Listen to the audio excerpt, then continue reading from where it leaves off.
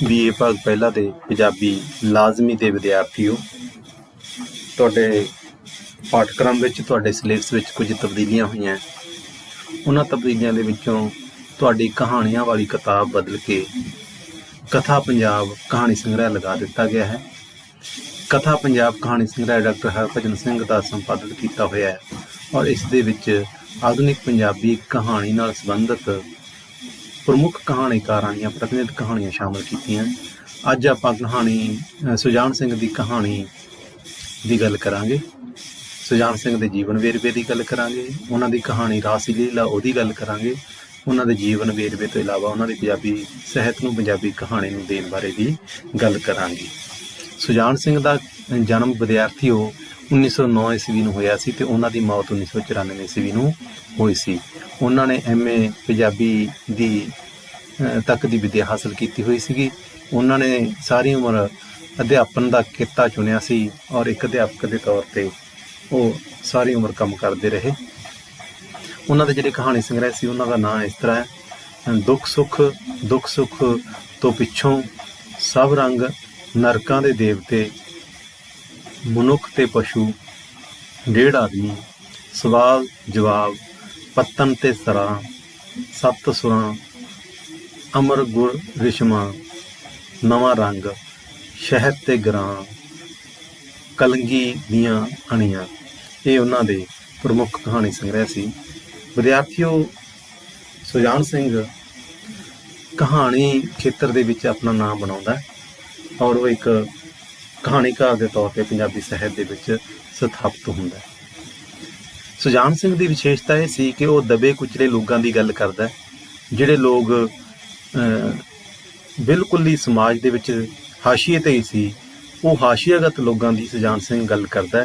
ਅੱਜ ਜਿਹੜਾ ਸਾਹਿਤ ਦੇ ਵਿੱਚ ਹਾਸ਼ੀਆਗਤ ਲੋਕਾਂ ਦੀ ਜਿਨ੍ਹਾਂ ਦੀ ਗੱਲ ਕੀਤੀ ਜਾਂਦੀ ਹੈ ਔਰ ਉਹਨਾਂ ਨੂੰ ਕੇਂਦਰ ਦੇ ਵਿੱਚ ਲਿਆਉਣ ਦੀ ਜੋ ਗੱਲ ਕੀਤੀ ਜਾ ਰਹੀ ਹੈ, ਉਹਦੀ ਗੱਲ ਸੁਜਾਨ ਸਿੰਘ ਨੇ ਬਹੁਤ ਸਮਾਂ ਪਹਿਲਾਂ ਹੀ ਕਰਨੀ ਸ਼ੁਰੂ ਕਰ ਦਿੱਤੀ ਸੀ ਅਤੇ ਉਹਦੀਆਂ ਕਹਾਣੀਆਂ ਦੇ ਵਿੱਚ ਹਾਸ਼ੀਆਗਤ ਲੋਕਾਂ ਦੀ ਗੱਲ ਕੀਤੀ ਗਈ ਹੈ, ਜਿਹੜੇ ਲੋਕ ਸਮਾਜ ਦੇ ਵਿੱਚ ਬਿਲਕੁਲ ਦਬੇ ਕੁਚਲੇ ਹੈ, ਧੱਕੇ ਹੋਏ ਹੈ, ਜਿਨ੍ਹਾਂ ਦੀ ਕੋਈ ਗੱਲ ਨਹੀਂ ਕਰਨਾ ਚਾਹੁੰਦਾ ਜਾਂ ਜਿਨ੍ਹਾਂ ਦਾ ਕੋਈ ਆਧਾਰ ਨਹੀਂ ਸਮਾਜ ਦੇ ਵਿੱਚ, ਉਹਨਾਂ ਦੀ ਗੱਲ ਸੁਜਾਨ ਸਿੰਘ ਆਪਣੀਆਂ ਕਹਾਣੀਆਂ ਦੇ ਵਿੱਚ ਕਰਦਾ ਹੈ।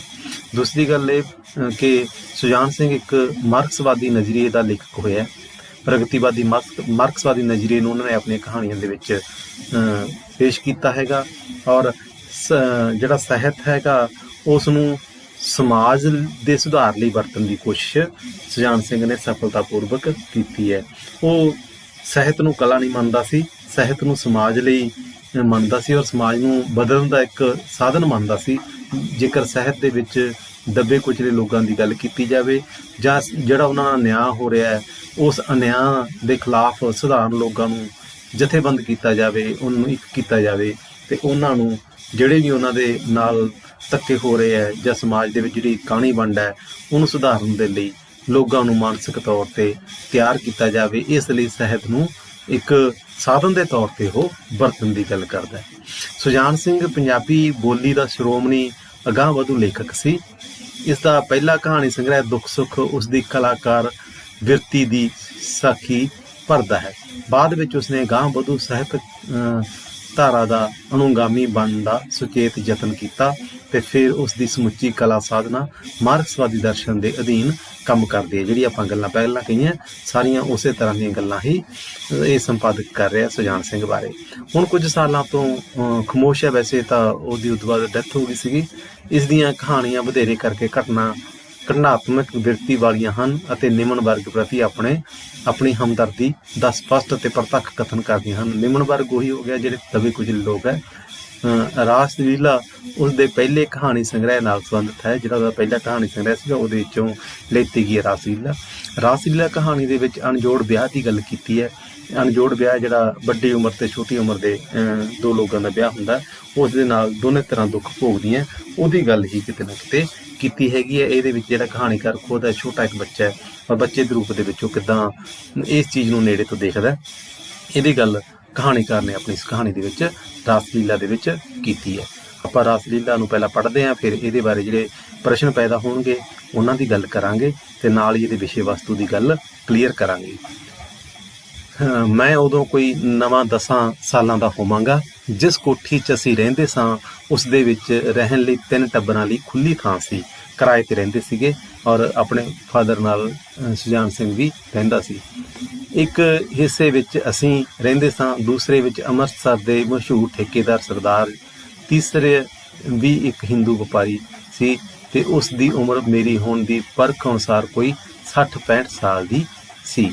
ਉਸ ਇੱਕ ਕੋਠੀ ਦੇ ਵਿੱਚ, ਇੱਕ ਘਰ ਦੇ ਵਿੱਚ 3 ਪਰਿਵਾਰ ਰਹਿੰਦੇ ਸੀਗੇ। ਉਹਨਾਂ ਦੇ ਵਿੱਚੋਂ ਇੱਕ ਕਹਾਣੀਕਾਰ ਅਤੇ ਉਸਦਾ ਪਰਿਵਾਰ ਸੀਗਾ, ਉਸ ਕਹਾਣੀਕਾਰ ਦੇ ਮਾਂ ਪਿਓ, ਅਤੇ ਇੱਕ ਦੇ ਵਿੱਚ ਅੰਮ੍ਰਿਤਸਰ ਦਾ ਇੱਕ ਮਸ਼ਹੂਰ ਠੇਕੇਦਾਰ ਸੀਗਾ ਸਰਦਾਰ, ਉਹ ਰਹਿੰਦਾ ਸੀ, ਅਤੇ ਤੀਸਰਾ ਇੱਕ ਹਿੰਦੂ ਵਪਾਰੀ ਸੀ ਜਿਹਦੀ ਉਮਰ 60-65 ਸਾਲ ਸੀ।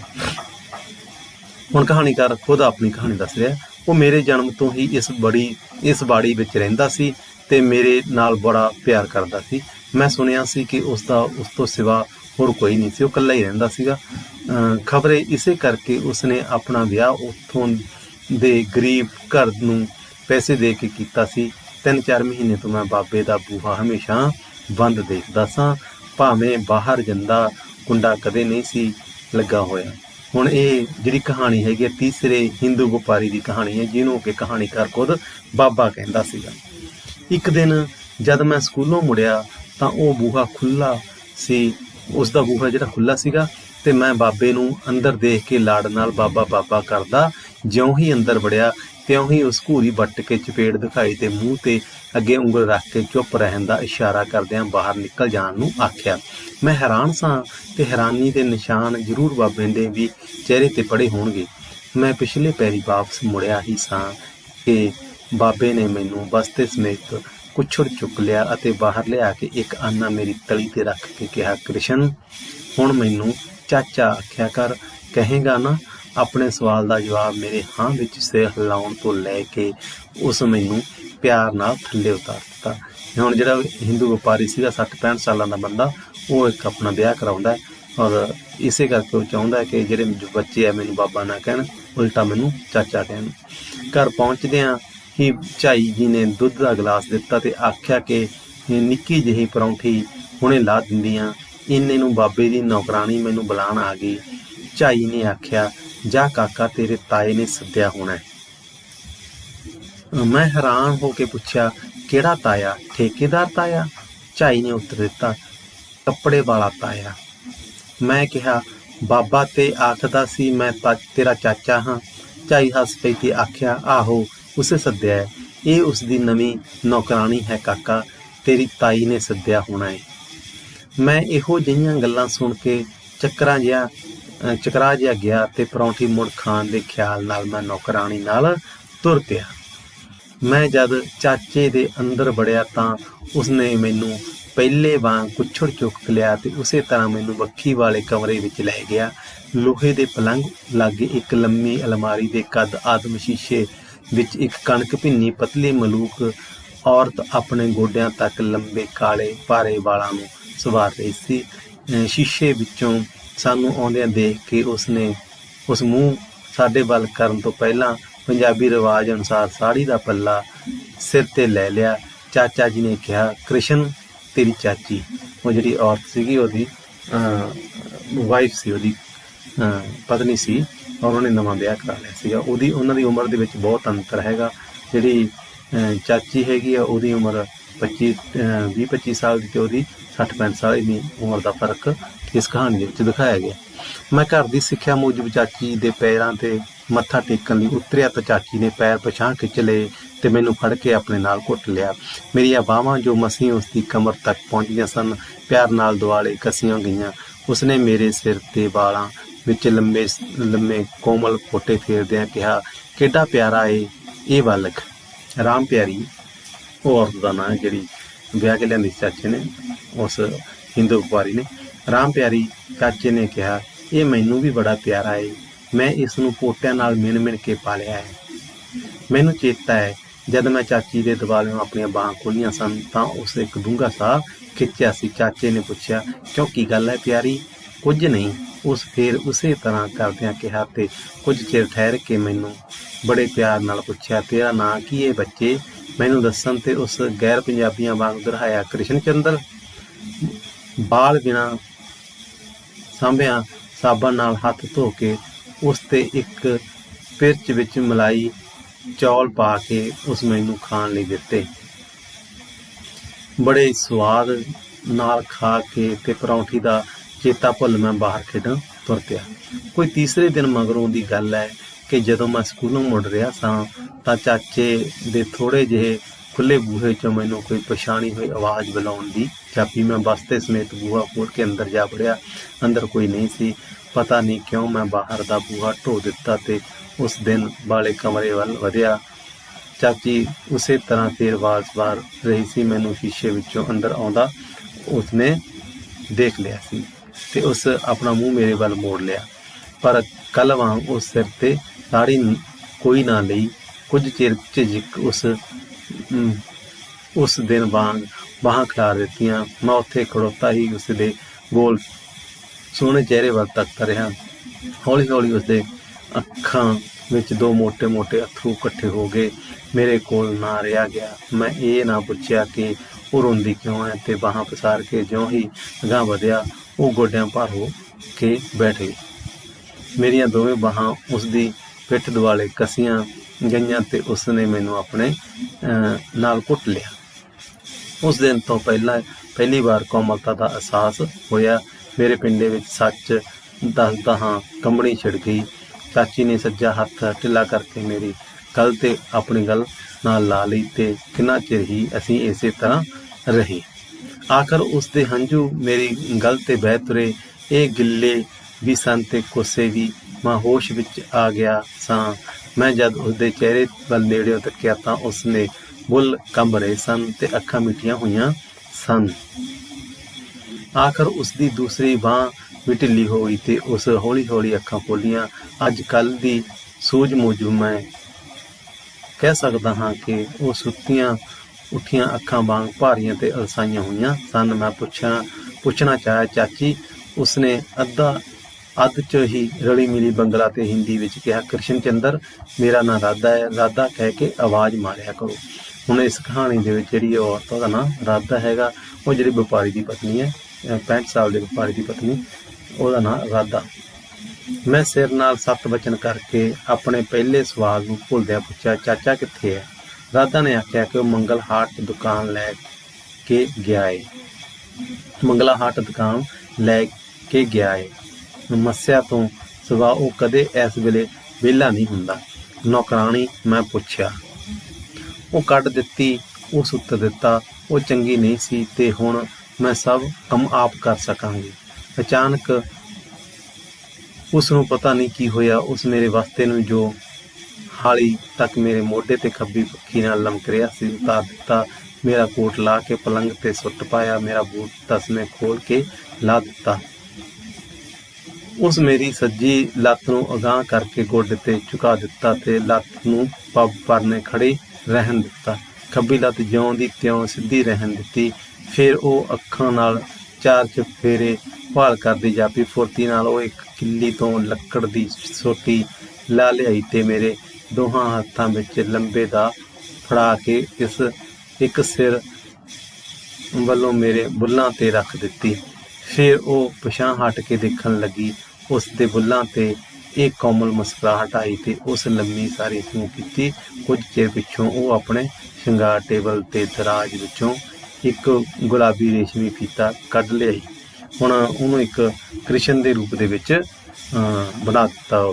ਛੋਟਾ ਜਿਹੜਾ ਬੱਚਾ ਸੀ, ਸਕੂਲ ਪੜ੍ਹਦਾ ਬੱਚਾ, ਉਸਨੇ ਮੇਰੇ ਸੁਨਹਿਰੀ ਵਾਲ ਪਰੇ ਹਟਾਉਂਦਿਆਂ ਹੋਇਆਂ ਸਿਰ ਦੁਆਲੇ ਬੰਨ੍ਹ ਕੇ ਖੱਬੀ ਕੰਨ ਲਾਗੇ ਫੁੱਲ ਬਣਾ ਦਿੱਤਾ।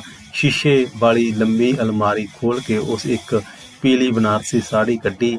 ਉਸ ਨੂੰ ਫੋਲਦੀ ਉਹ ਦੂਸਰੀ ਕੰਧ 'ਤੇ ਇੱਕ ਵੱਡੀ ਤਸਵੀਰ ਵੱਲ ਵਧੀ ਜਿਸ ਨੂੰ ਇੱਕ ਸਿਹਰਾ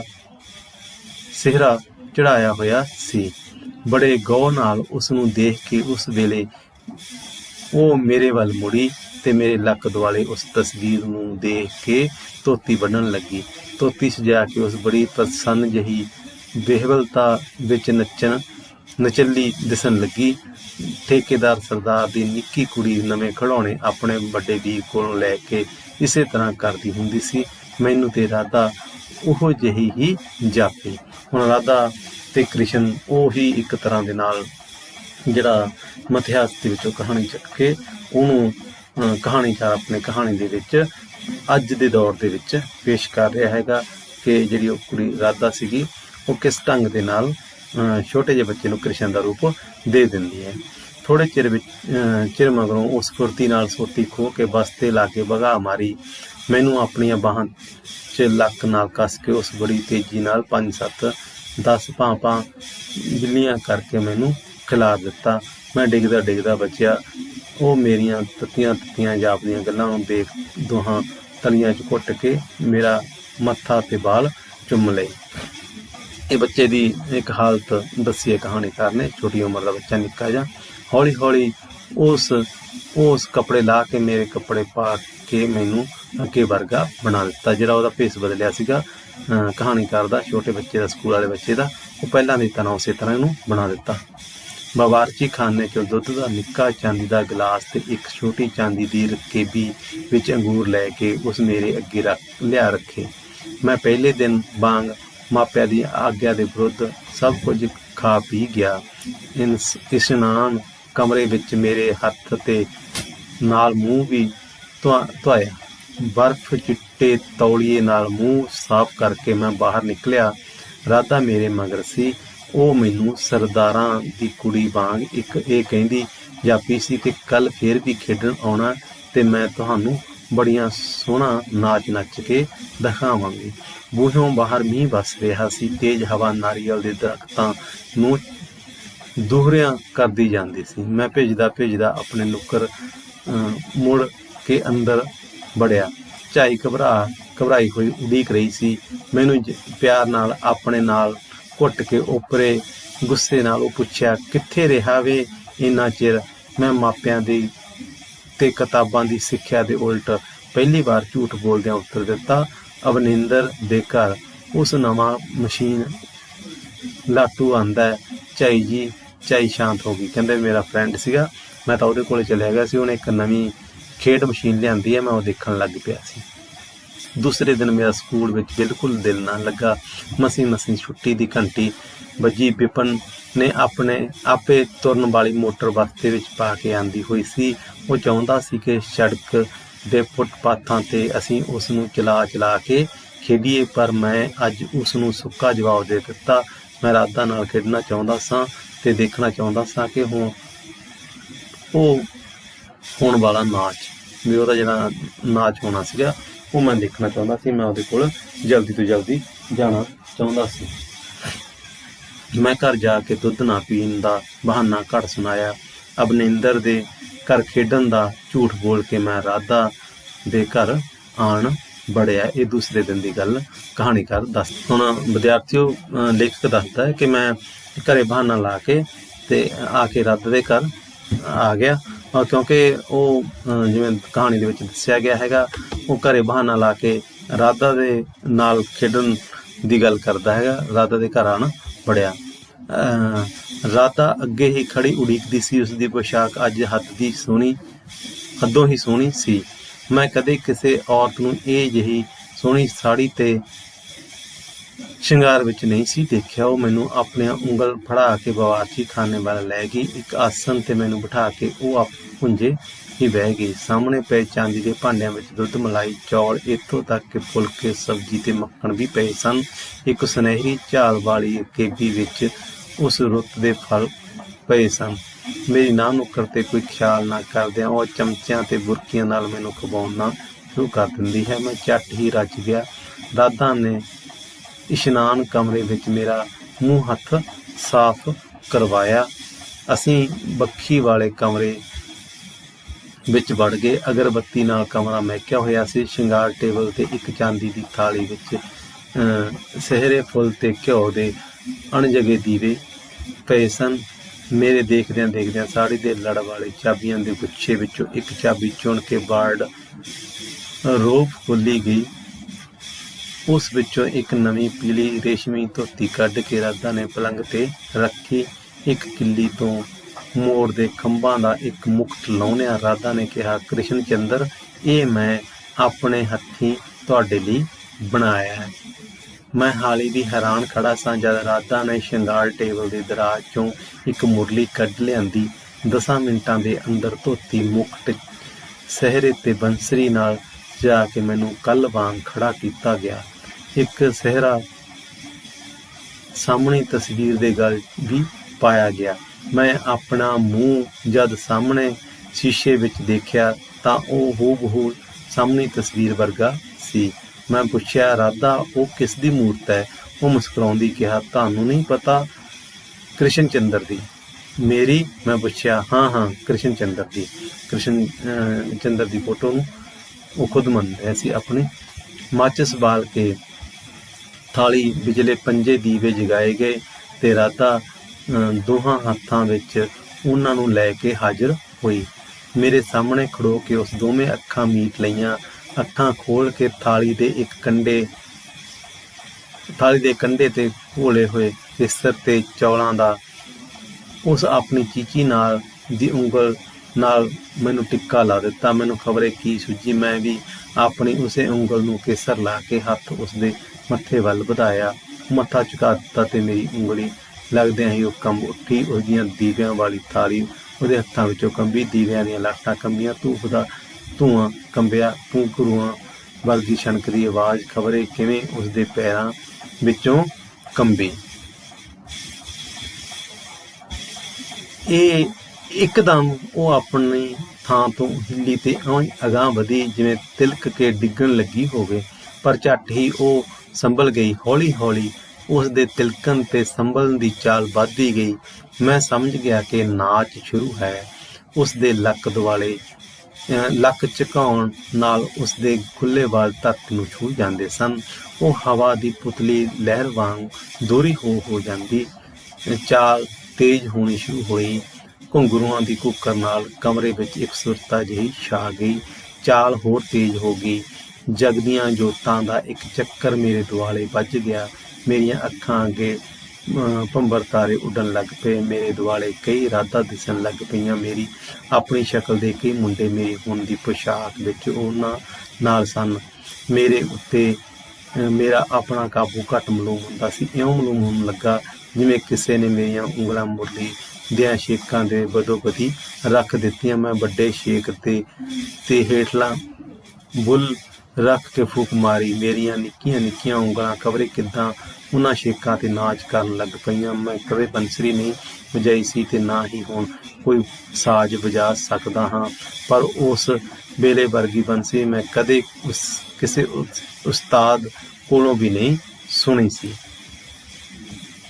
ਹੌਲੀ ਹੌਲੀ ਮੇਰੀਆਂ ਉਂਗਲਾਂ ਢਿੱਲੀਆਂ ਪੈਣੀਆਂ ਸ਼ੁਰੂ ਹੋ ਗਈਆਂ। ਨਾਚ ਦੀ ਚਾਲ ਘੱਟ ਗਈ। ਰਾਧਾ ਇੱਕ ਰਹਿ ਗਈ, ਮੈਂ ਇੱਕ ਰਹਿ ਗਿਆ। ਕਮਰੇ ਵਿੱਚ ਕਬਰ ਵਰਗੀ ਚੁੱਪ ਸੀ। ਰਾਧਾ ਚੁੱਪ ਛਾ ਗਈ।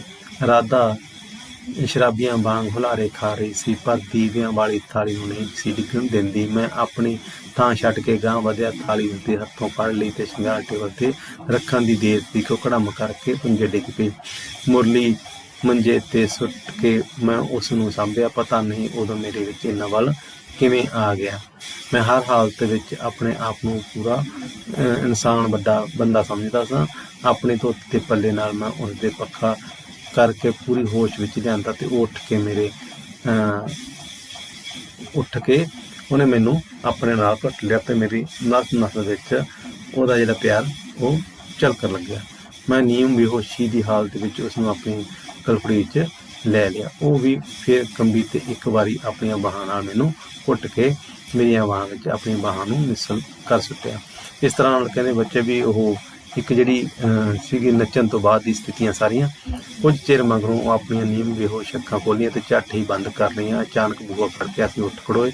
ਕੋਈ ਆਵਾਜ਼ ਨਾ ਆਈ। ਮੈਂ ਫਿਰ ਪਹਿਲਾ ਕ੍ਰਿਸ਼ਨ ਬਣਾਇਆ ਗਿਆ। ਕਾਫੀ ਦੇਰ ਹੋ ਗਈ ਜਦ ਮੈਂ ਆਪਣਾ ਘਰ ਪਹੁੰਚਿਆ। ਕਹਿੰਦਾ ਮੇਰਾ ਭੇਸ ਫਿਰ ਬਦਲਤਾ ਉਹਨੇ ਤੇ ਮੈਂ ਆਪਣੇ ਘਰ ਪਹੁੰਚ ਗਿਆ। ਹੁਣ ਕੀ ਹੈ ਕਿ ਕਿਉਂਕਿ ਖਾਣ ਪੀਣ ਸਾਰਾ ਉੱਥੇ ਹੋ ਜਾਂਦਾ ਸੀ, ਇਸ ਕਰਕੇ ਘਰਦਿਆਂ ਨੂੰ ਫਿਕਰ ਹੋਣ ਲੱਗ ਪਿਆ ਕਿ ਜਿਹੜਾ ਕਹਾਣੀਕਾਰ ਬੱਚਾ ਹੈ ਇਹ ਘਰੇ ਕਿਉਂ ਨਹੀਂ ਖਾਣਾ ਖਾਂਦਾ। ਇਸ ਕਰਕੇ ਕਹਿੰਦਾ ਮੈਨੂੰ ਡਾਕਟਰ ਨੂੰ ਦਿਖਾਇਆ ਗਿਆ।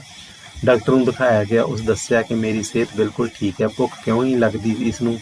ਮੇਰੇ ਪਿਤਾ ਜੀ ਨੇ ਡਾਕਟਰ ਨੂੰ ਪੁੱਛਿਆ। ਹਾਜ਼ਮਾ ਤੇ ਦਰੁਸਤ ਹੈ, ਡਾਕਟਰ ਨੇ ਜਵਾਬ ਦਿੱਤਾ। ਸਕੂਲ ਦੇ ਇਮਤਿਹਾਨ ਦੀ ਰਿਪੋਰਟ ਚੰਗੀ ਸੀ, ਪਰ ਫਿਰ ਵੀ ਮੇਰੀ ਨਿਗਰਾਨੀ ਰੱਖੀ ਜਾਣ ਲੱਗ ਪਈ। ਮੈਂ ਰੋਜ਼ ਰਾਧਾ ਦੇ ਜਾਂਦਾ ਸਾਂ, ਇਸ ਦਾ ਕਦੇ ਕਿਸੇ ਨੂੰ ਸ਼ੱਕ ਹੀ ਨਹੀਂ ਸੀ। ਪਰ ਮੇਰੀ ਝਾਈ ਜੀ, ਜਿਨ੍ਹਾਂ ਨੂੰ ਮੇਰੀ ਰਾਤ ਦੀ ਰੋਟੀ ਰੋਜ਼ ਨਾ ਖਾਣ ਕਰਕੇ ਫਿਕਰ ਲੱਗਾ ਰਹਿੰਦਾ ਸੀ, ਖੁਫੀਆ ਪੁਲਿਸ ਵਾਂਗ ਮੇਰੇ ਮਗਰ ਲੱਗ ਗਏ। ਇੱਕ ਦਿਨ ਜਦ ਮੈਂ ਰਾਧਾ ਵੱਲ ਗਿਆ ਤਾਂ ਉਹ ਦੱਬੇ ਪੈਰੀ ਲੁਕ ਕੇ ਮੇਰੇ ਪਿੱਛੇ ਗਏ। ਬੂਹਾ ਅੰਦਰੋਂ ਬੰਦ ਹੋ ਗਿਆ ਦੀ ਹਾਲਤ ਵਿੱਚ ਉਹ ਅੰਦਰ ਨਾ ਆ ਸਕੇ। ਬਾਹਰ ਬੂਹੇ ਨਾਲ ਕੰਨ ਲਾ ਕੇ ਖਬਰੇ ਕਿੰਨਾ ਚਿਰ ਖੜੇ ਰਹੇ ਹੋਣਗੇ। ਨਾਚ ਮੁੱਕਣ ਮਗਰੋਂ ਸਾਨੂੰ ਉਹਨਾਂ ਦੀਆਂ ਤੇਜ਼ ਆਵਾਜ਼ਾਂ ਸੁਣਾਈ ਦਿੱਤੀਆਂ। ਉਹ ਉੱਚੀ ਉੱਚੀ ਕਹਿ ਰਹੇ ਸਨ, ਰਾਮ ਪਿਆਰੀ, ਰਾਮ ਪਿਆਰੀ, ਰਾਮ ਪਿਆਰੀ। ਉਸ ਲੇਡੀ ਦਾ ਨਾਂ ਸੀ ਜਿਹੜੀ ਕਹਿੰਦੀ ਮੇਰਾ ਨਾਂ ਰਾਧਾ। ਮੈਂ ਤਾਂ ਡਰ ਹੀ ਗਿਆ, ਪਰ ਰਾਧਾ ਨੇ ਉਹ ਕੱਪੜੇ ਛੇਤੀ ਲਾ ਦਿੱਤੇ ਤੇ ਮੇਰੇ ਪਾ ਦਿੱਤੇ। ਮੂੰਹ ਹੱਥ ਆਵਾਜ਼ਾਂ ਦੀ ਵਾਛੜ ਵਿੱਚ ਹੀ ਧਵਾ ਦਿੱਤੇ ਗਏ। ਮੈਨੂੰ ਫਿਰ ਉਸੇ ਅੰਦਰ ਲੁਕਾ ਕੇ ਉਹ ਬਾਹਰ ਨਿਕਲੀ ਤੇ ਬੂਹਾ ਖੋਲ੍ਹ ਕੇ ਮੇਰੀ ਝਾਈ ਜੀ ਨੂੰ ਪੁੱਛਿਆ, ਕੀ ਗੱਲ ਏ? ਝਾਈ ਨੇ ਗੁੱਸੇ ਭਰੀਆਂ ਅੱਖਾਂ ਨਾਲ ਪੁੱਛਿਆ, ਕ੍ਰਿਸ਼ਨ ਕਿੱਥੇ ਹੈ? ਰਾਧਾ ਨੇ ਆਖਿਆ, ਇੱਥੇ ਕਿਤੇ ਹੋਏਗਾ, ਮੈਂ ਆਪ ਅੰਦਰ ਵੜਦਾ ਵੇਖਿਆ। ਝਾਈ ਨੇ ਕੜਕ ਕੇ ਕਿਹਾ। ਮੈਂ ਅੰਦਰ ਦੇਖਦੀ ਹਾਂ, ਰਾਧਾ ਨੇ ਬੜੀ ਸ਼ਾਂਤੀ ਨਾਲ ਕਿਹਾ। ਮੇਰੇ ਸੁੱਤਿਆਂ ਕਈ ਵਾਰੀ ਅੰਦਰ ਦਾ ਬੂਹਾ ਅੜਾ ਕੇ ਇਕੱਲਾ ਖੇਡਦਾ ਰਹਿੰਦਾ ਹੈ। ਬੱਚਾ ਕਹਿੰਦੀ ਖੇਡਦਾ ਰਹਿੰਦਾ ਇੱਥੇ। ਅੰਦਰ ਆ ਕੇ ਉਸ ਮੈਨੂੰ ਬਾਹਾਂ ਤੋਂ ਫੜ ਲਿਆ। ਮੈਂ ਡਰ ਨਾਲ ਤਾਣਿਆਂ ਵਾਂਗ ਕੰਬ ਰਿਹਾ ਸਾਂ। ਰਾਧਾ ਹੌਲੀ ਜਿਹੀ ਕਿਹਾ, ਡਰੋ ਨਾ ਮੇਰੇ ਕ੍ਰਿਸ਼ਨ, ਅਸੀਂ ਚੋਰੀ ਨਹੀਂ ਕੀਤੀ, ਪਾਪ ਨਹੀਂ ਕੀਤਾ। ਮੈਂ ਹੌਸਲਾ ਕਰਕੇ ਉਸੇ ਤਰ੍ਹਾਂ ਤਰੀਕਦਾ ਉਸ ਨਾਲ ਬਾਹਰ ਆਂਦਾ ਗਿਆ। ਮੇਰੀ ਬਾਂਹ ਝਾਈ ਜੀ ਨੂੰ ਫੜਾਉਂਦਿਆਂ ਉਸ ਆਖਿਆ, ਆਹ ਲਓ, ਫੜੋ ਆਪਣਾ ਮੱਖਣ।